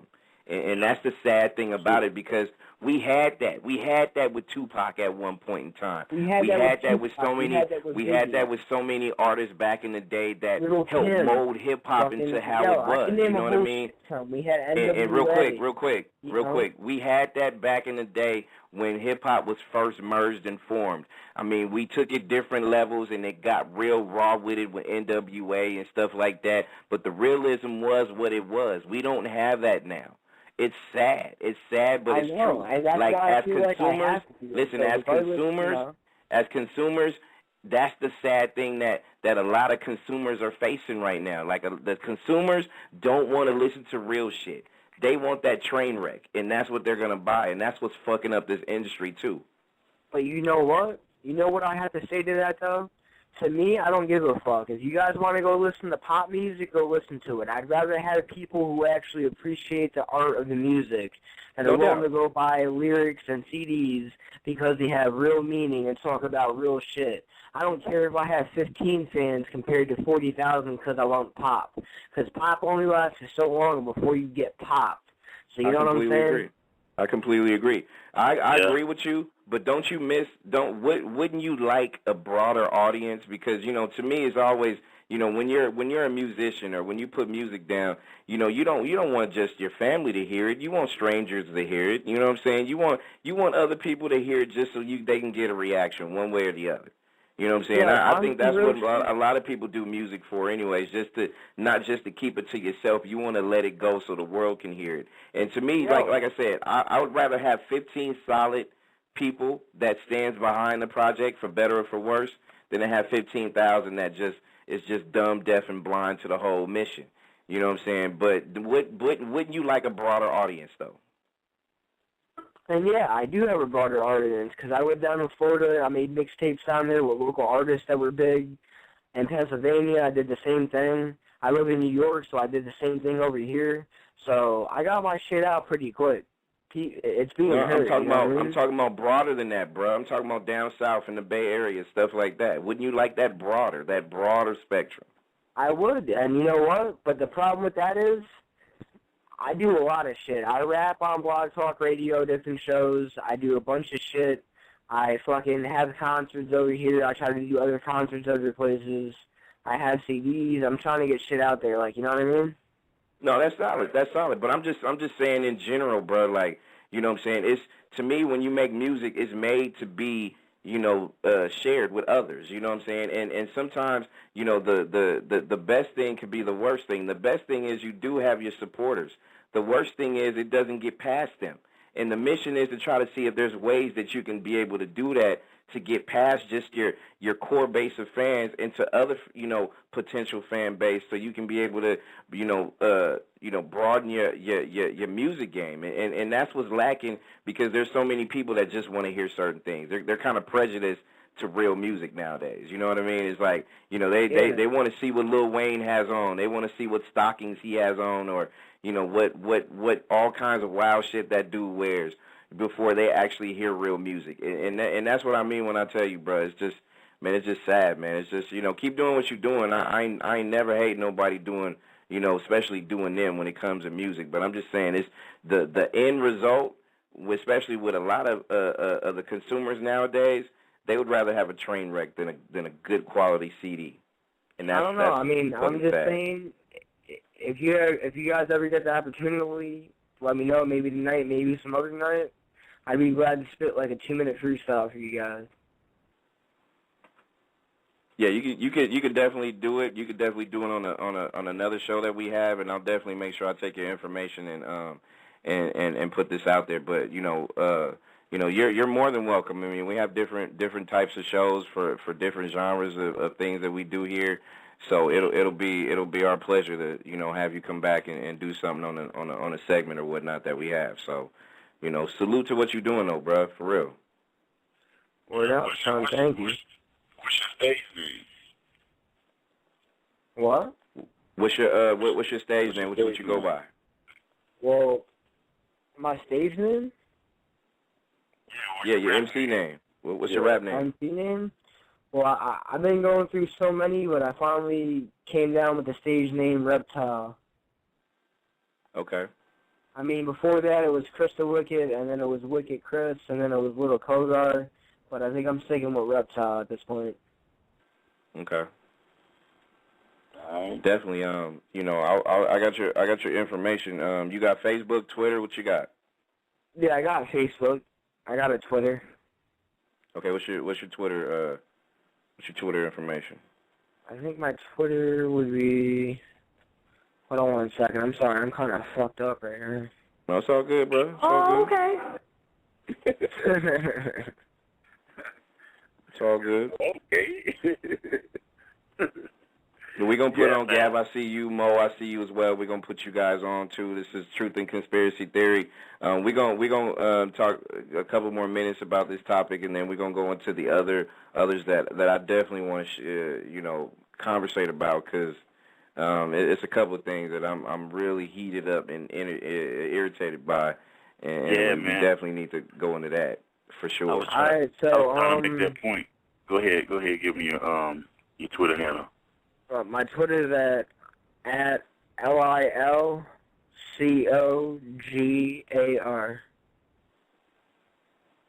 LILCOGAR. Expect a tweet and a holler back from Nexxlegacy, NEXLR, and also me at I Am Branded. Make sure you check us out. Follow us, and we'll follow you, and we'll definitely make sure that we get you on one of our up-and-coming hip-hop artist shows that we do have coming up Sunday, and definitely check out what we rocking too. So yeah, much respect, bro. Like I said, man, that I definitely for you to not be discouraged with all this shit going on, for you to still keep pushing your brand.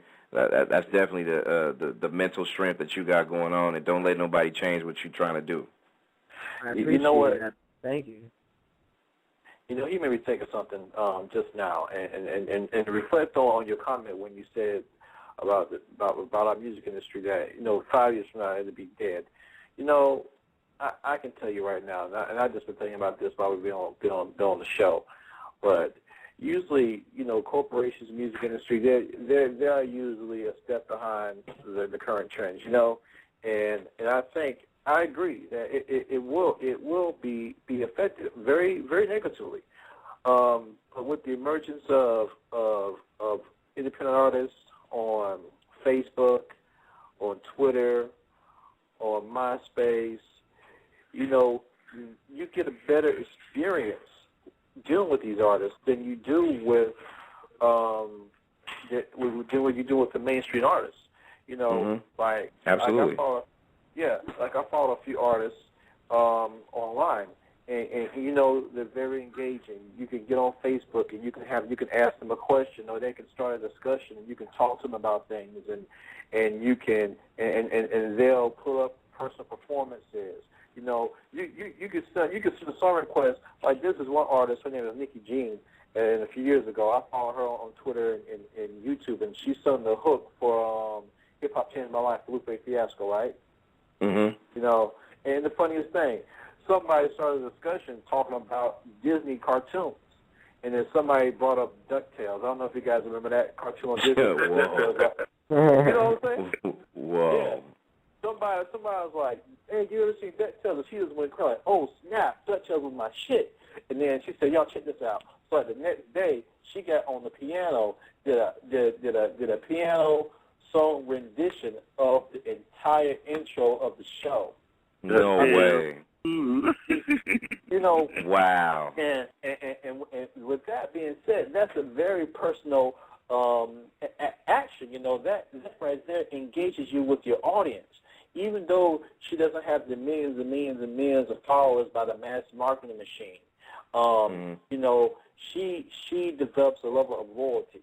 And her being able to personally engage with her audience, with her fans, and be able to come to her and discuss anything under the sun and for her to respond, she's building a level of loyalty that most mainstream people can't get, because as soon as the wind blows in a different direction, they're gone. Just like, well, in the aspect of money, like Tyler Perry, he doesn't make as much money as the major movie markets do, right? What's the guy that did Star Wars? George Lucas.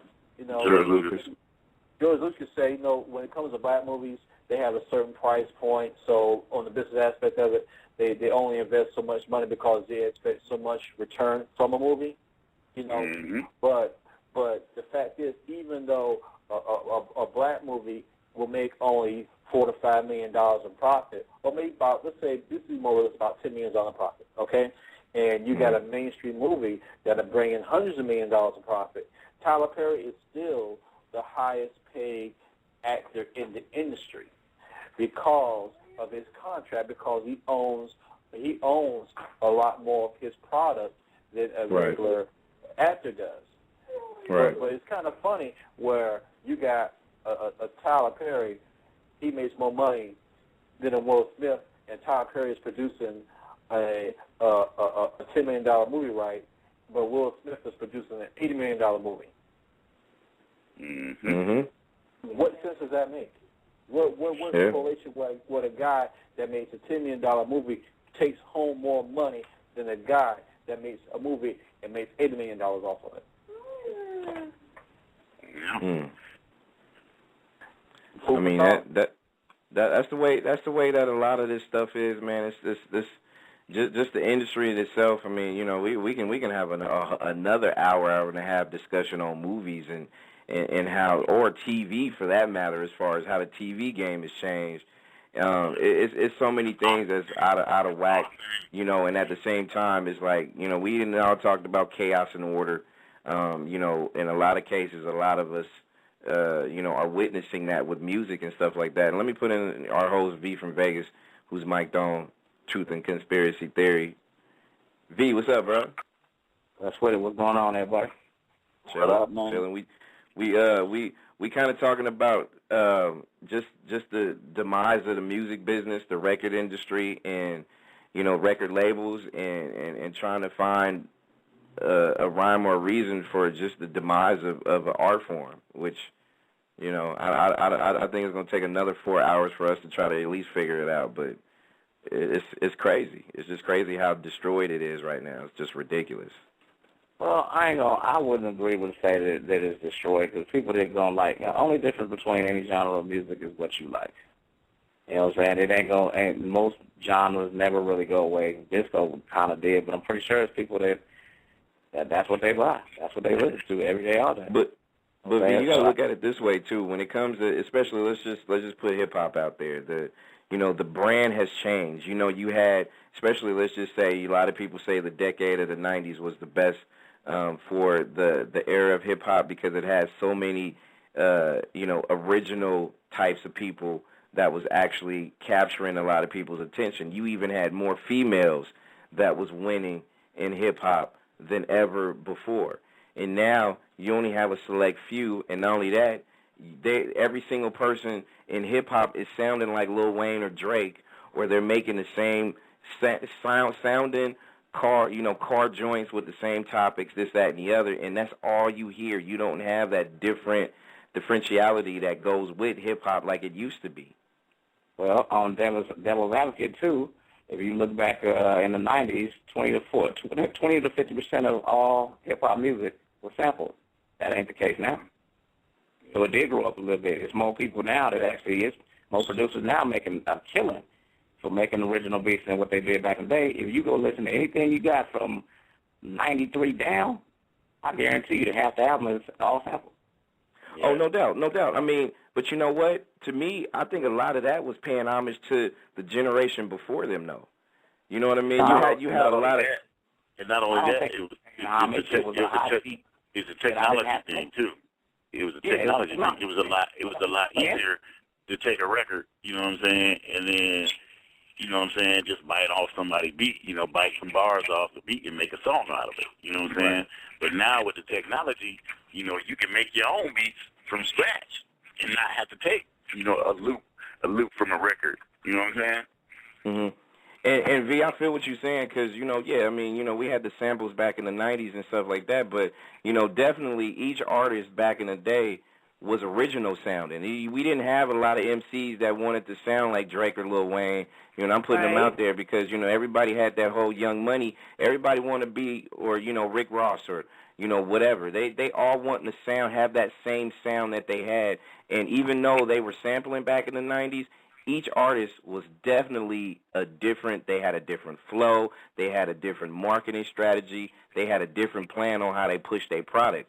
Nowadays, they don't have that. They running off of the same format each and every time, and they always talking about wanting to, you know, jump on the same plan that how Wayne is doing his shit or Drake is doing their shit or whatever. It's completely changed, bro. Right. For that run the entertainment industry, if you submit if you submit music to like industry events and to producers and these so-called A&Rs and stuff like that, the reason why it's like that is because the powers that be that are controlling the music industry are making them use that as a format to get played. They're like, we want some stuff to sound like Drake. No, it's got to sound like Lil Wayne. You know what I'm saying? And so they want everything that comes through to sound like that. And that's why everything sounds the same. Before, it was so, in the 80s and all that, it was so unique. You know what I'm saying? It was so new. It was so much more room for everybody to be different. You know what I'm saying? Right. And then, like we said, like I said, the formula of what's killing people, the formula popped in there. Commercialism. Money started getting into it. There was way more money that got into it. There wasn't they wasn't getting that much money for that stuff at first. Then they seen, wow, we can make a lot of money off of this. So they put money behind it, commercialized it, and that's what we got today. I just think when it comes down to it, it's just, there's never going to be a rhyme or reason because, we're always going to be able to try to figure out, okay, the next artist that comes out, and it's been so many people that sent demos to Atlantic Records and so many different places that come back and tell me, man, you know what, they say they like what I got going on, but I don't sound like Drake. I don't sound like Drake, so they're not going to try to deal with me because I have my own style. And it, they may say you sound hot, but you sound different. We can't deal with you. We want you to sound like Drake. We want you to have the same kind of flow, damn near. You know what I'm saying? We want you to dress we want you to dress like them. We want you to look like them. We want you to act like them. We want you to get on stage and be like them. And that's really how it is now with these record labels. They want you to be what's hot right now. What's hot right now is somebody else. They want you to be another person than who you are. So the individuality of how it used to be, and since you was talking about the 80s, like, back in the 80s, Run DMC didn't sound like the Fat Boys. Fat Boys didn't sound like Houdini. Right. You know what I'm saying? They didn't sound like them. They had their own way of doing things. And even in the 90s, like, you go R&B, there was so many different R&B acts back in the day. Jodeci did not sound like Intro. Intro didn't sound like, Men at Large and, and all these other acts and shit like that. I mean, everybody had their own flavor, and that's what's lacking in today's hip-hop and R&B. All that traditional originality shit is gone. It is gone, and I don't even know if it's coming back. Exactly. It's cool to bite this generation. Me and my homeboys were talking about it the other day. We couldn't do that. You couldn't wear fake jewelry and shit like that. Now you can be 15 years old in school and live in the projects and have some beat-up-ass shoes on and have some fake-ass jewelry look like you got a $500,000 shit on. That's cool now. You could not wear no fake jewelry when I was going through school. Period. Yep. They get you more fake. When you get your ass laughed at, clowned out of school. Man, V, back in that late 80s, bro, you know how you used to get clown heavy if you had a gold chain on that was damn near yellow.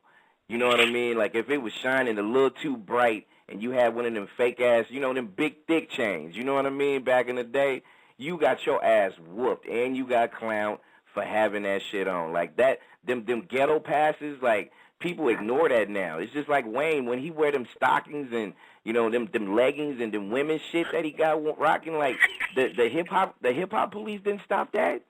Y'all didn't stop that. Well, they ain't stopping it because it's skater wear, and skaters always did it. And now the skaters fuck with hip hop. That's why it's acceptable.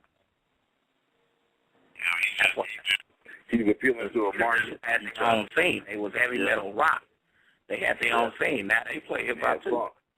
So all they doing because shit that ain't the skinny jeans and shit like that ain't new. No. But it's new to the hip hop community. It's just like Run DMC. They was heavy with the rock shit too, but there was a lane in hip hop that was, to me, it was never supposed to really kind of like leak in. And yeah, the skaters was rocking that shit heavy. You know what I'm saying? It was so many people with different types of styles and shit, but it never got shit. And to me, that's sad, man. That's sad because hip hop was never like that. It was never allowed. But like I said earlier, it was. I do agree. We was talking about this earlier that the reason why most of us at this point because we're in our later 20s, 30s, and possibly 40s. You know what I'm saying? And the music is not made for us. The music they're making today is not for us. It's for the youth. The youth. But you know what, Incense? I understand all that, and I'm cool with that because, you know, of course, back in our day too, like, you know, we wasn't so, you know, looking forward to, you know, well, most of us as far as, you know, some of the stuff our parents would listen to. But, you know, to me, of course, you're going to get that choice later on, and you're going to get to that point where you're going to be like, okay, well, this is what I like versus what I don't like. You're going to have those options. Like, we had options back in the day. We ain't got no fucking option now. I mean, of course, we got internet and all this shit, but I'm talking about as far as mass media. Like, you know, we had an option to turn. Like, if you wasn't really feeling the channel, you changed the channel and you was looking at and you was paying attention to what was on that next channel. Now it's just like it's just one channel that we can't turn when it comes to hip hop, and that's all bad. I had to beg to differ though, because check this out. I'll take this for instance. I remember probably the late 80s, possibly early 90s, there was one hip-hop station in the area, and it was on AM. Okay? Now, there's 3 hip-hop stations on FM. Okay. So the times kind of still really changed, though, because like I said, we only had one channel that would be fuzzy. That was the only outlet to hear it on the radio. Right. Well, we had those options. Remember, Incense, I'm not sure if you know this, BMO, anybody that's listening. Y'all remember KPOO, K-Pool? Y'all remember that? Wow, you really took it back. Y'all don't remember that? Nah. Oh, my God. KPOO was the shit because that was one of the rare stations, and I forgot the name, you know, the channel of the station back in the day, but it was on the FM joint, and no, I take that back. It was on the AM joint, and they used to have, damn, I'm really telling my age, but I don't care shit. They used to have real, you know how, you know, Dougie Fresh and, you know, they had them, this was the crossover when, you know, they started using profanity and shit like that. You know what I'm saying? Right. When, you know, they didn't, you know, it was uncensored. That was really the first station that I ever heard hip-hop uncensored. You know what I'm saying? With the Slick Rick joint, you know what I'm saying? When they was talking about the wrinkled pussy and then all that other stuff. You know what I mean? Like, no, I'm feeling real nostalgic because I remember a lot of that transition. But there was an option on the radio that actually had that at one point in time. And wait, what was the station again? It was like It was K-Pool, KPOO. I remember that. I love that station. That was one of the hardest motherfuckers to get, but I loved it because it was an alternative because we heard different hip hop than what we heard on the mainstream radio. You know, they would play all the, you know, the Rock the Bells, the LLs and shit like that. But, you know, when it came down to it, the real, you know, when hip hop started getting real with it, you know, that was the station that was rocking. Y'all have to look it up and see if they actually had that thing going. But I just had to throw that out there because there was alternatives. But, you know, I just feel like now we just, you know, especially mainstream, like, you know, y'all know how the state of mainstream radio is. And, you know, people, even XM is changing to the point, you know, XM and Cyrus to the point where it's just like, you know, they're getting paid under the table to be, you know, to be programmed, to be run. Okay, you're going to run this song. Let me slide you this bill. You know what I mean? Let me give you this. And that's how it's ran now. Money is changing it.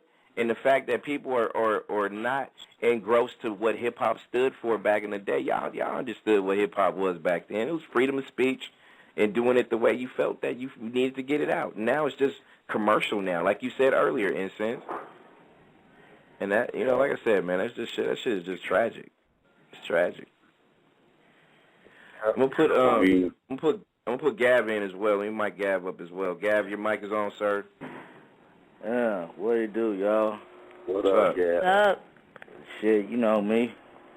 Just rocking out, listening to what y'all chopping it up to. Okay, you got something to add? Shit, I feel exactly where all y'all come from. This new era is bullshit. Yeah. Like I said, but luckily, dude, that's one thing I do like though is that you can actually go and find, all that older music. You know what I'm saying? Even though they don't play it, as long as you know the artist or the album or something, you can actually go find it, bruh. You can find that old school stuff. Yeah. So I mean, like I said, it has its advantages and disadvantages. You know what I'm saying? But I mean, it's pretty much if you want to hear that type of music on the radio, I mean, it's more likely it's not happening. You know what I'm saying? Yeah. It's just Yo, not happening. and big ups. And big ups to Baby Girl. You found it. Yes, it was. Cape Pool, San Francisco, 89.5. Definitely. Yes, it was. The good looking out for the nostalgic tweet. It was just real nostalgic because that was another alternative to what other people had. But I thought for the most part most people was trying to be able to get more channels out there for all of us when it came to hip hop in its early days. Like, you went from the Grandmaster Flash to the beats and the rhymes and the UTFOs and shit like that or whatever. Like, we had them transformations, but when it all comes down to it, it's you compare the last 20 years, not the last 20 years, you compare the 70s, 80s, and the 90s, the last 30 years of hip hop, and you compare it to how it is now.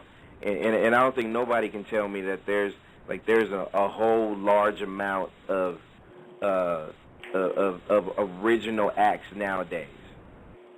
It's not. There's not. Go ahead. Let me go ahead and add Mr. Mo. And, like I said, I definitely want to get into a couple of the topics as well.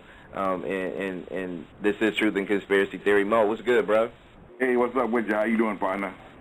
Man. Listen, I remember K-Poop. It was one of those non-profit stations that really they started losing their funding, and they couldn't maintain financially, and they finally went under. But I used to love K-Poop because they used to play alternative music in all different genres. I remember. I mean, it wasn't just hip hop, but I know when they had them hip hop nights. They was turned up. I love the Dougie Fresh, the whole deal. It was just real dope. So, yeah, it's man. I just feel like it's. I don't think we all. I mean, V, let me ask you this. V, do you feel like, especially now, like and Cuz kind of asked this question earlier, but 15, 20 years from now, do you feel like we're gonna be able to hear? Are we gonna hear the same shit that we hear now, or do you feel like it's gonna be a different wave of hip hop music that's going? Or we're going to go back to how it used to be back in the 70s, grassroots? It's going to continuously change. No music stays the same like that. No music does that. So, I mean, shit, you go back to R&B in the 90s, you're going to hear synthesizing that. Nobody had no synthesizing in no music now. So, yeah, music always does that. It's always done that. Every genre of music does that, and it flips over and rotates, and in this situation that hates the new generation. That's music in general. Every genre went through that. So I think that it ain't gonna change much. It's gonna flip back and forth just like it do, just like styles do, hairdos, everything. It comes back full circle. It's gonna be people that like a certain thing. It's gonna be whatever's in. People gonna go with what's in. These youngsters, they don't know about what was going on in the 90s, so they doing what they do now, and that's what's going to be cool to them. And they have a whole different lingo, and it's cool to be, what is it, swag nerds or whatever. It's cool to wear tight ass clothes and, have some glasses with no lenses and shit, and have a bunch of tattoos. Okay, I don't know really what group you fit in on that one, but obviously group that does that, But, in my generation, that's an absolute no-no. You can't do that. But I'm sitting here looking at, the after shows of Westbrook and Durant. I mean, shit, these motherfuckers dress like swag nerds. I mean, that shit is in. It was never cool to be a nerd when I went to school. Now it is. So, Dwayne Wade with the pink Salmon pants and our parents hate our music. They hate rap. I mean, and we love it. And it's still some 40, 42-year-old motherfuckers bumping some NWA. When we was growing up, our 40-year-old parents didn't have not a rap album, period. So that's just time, man. I think that's gonna always do this little flip, and it's gonna emerge, it's gonna grow, it's gonna be different things that people do, different sounds they're gonna put into it, and it's just gonna keep growing. Yeah, and my hope is that it's the alternative of, there's going to be alternatives, like, okay, you're going to force feed us the Wayne and the Drakes and the Nicki Minaj, like, give us some of the new up and coming artists, or the opportunity to have some of these young men and women, like, there's a lot of female artists, I'm not saying they can smash down Nicki Minaj's lyrics and stuff like that, but it's a lot of them that can hold a candle to her and be relevant. But, it just seemed like the media wants it just to be Nicki Minaj and everybody else. You know what I'm saying? There's no, how it was. Let's go back to TV real quick before we get into some topics. Y'all remember how it was with sitcoms? Sitcoms used to have a person that had the opportunity to spin off on another show. Like, let's just say All in the Family and the Jeffersons. Let's say Happy Days and Laverne and Shirley, Mork and Mindy, certain things like that. They had creative minds that helped you move and advance on, and I'm really telling my age about these sitcoms, but I don't care. But I'm just saying the alternatives that they had other people helping out the next person to move on and do something else. We don't see that with music no more. Like, y'all know how it used to be. Like, the baton was passed from the 70s to the 80s to the 90s, and then it stopped. And like I said, I don't see why, because that kind of trend was actually working. It worked in TV, it worked in music, and now it just died out, which I don't know. Well, some trends, it all depends on how big the artist is and, how big the draw is. Because, even in hip-hop, there's jerk music. Shit, you know what I'm saying? If you live in the DMV area, go-go. Go-go been around forever, and then people that live in that area love go-go. You ain't finna open up no go-go shit in Oakland or San Francisco or anything like that. People that probably, and they probably don't listen to it because they're not really exposed to it. So they don't know. You know what I'm saying? So I think that, when it comes to that, it's always going to be different little genres and sub-genres, and there's going to be it's still going to be around. Just because I think that we don't see the mainstream people that we like on TV don't mean they ain't doing nothing. I was just with King T and Tash the other night. We went to go see this shit downtown. Walked through the door, it's them standing right there because the show wasn't that big, you know what I'm saying? But they still doing music, still people like them a whole lot. And, you know what I'm saying? And, they still living. They ain't working on 9 to 5. And somebody booking them and calling them in town to do whatever. It's a lot of artists that's like that. I tell my friends all the time, my homeboys, man, these cats is 39 and they still rapping. Shit. Look at your favorite rappers. All of them 30 plus. All of them. So that's a lot. You got to be a certain age. You got to have a certain look. You can't be 49 years old and look 49. And if you do, he's 40-something, he's still hot to death. You know what I'm saying? You can't, Jay-Z on top. He 40, shit, 50, what, about 35? All the top artists, 30 plus, at least in their mid-30s. Yep. Eminem is 30-something. You know what I'm saying? So, it's perception, a lot of it. We come up with a lot of stuff that's perception. Bottom line, the only kind of music sells is good music.